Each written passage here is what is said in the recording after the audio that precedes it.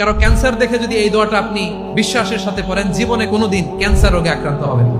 দুর্ঘটনা দেখে যদি পড়েন, ওই দুর্ঘটনা আপনাকে স্পর্শ করবে না। যে কোনো কারো বিপদ দেখে যদি কোনো বিশ্বাসী বান্দা এই দোয়া পড়ে, বিশ্বনবী বলেন লাম ইউসিবহু যালিকাল বালা, ওই বিপদ তাকে আর ধরবে না। উফিয়া মিনহু মিন যালিকাল বালা কাইনাম মা কান, সে যতদিন হায়াত পাবে কোনোদিন ওই বিপদ তাকে স্পর্শ করবে না। অনেক সময় আমরা দেখি হাসপাতালে ক্যান্সারের 3rd স্টেজে চলে গেছে, লোকটা হ্যাংলা হয়ে চিকন হয়ে হায়রে কি কষ্ট পায়, দেখি না? বিষ্ণু বলে একটা দোয়া যদি কেউ অন্যের কোনো বিপদ দেখে পড়ে, ওই বিপদ তার জীবনে কখনো আসবে না।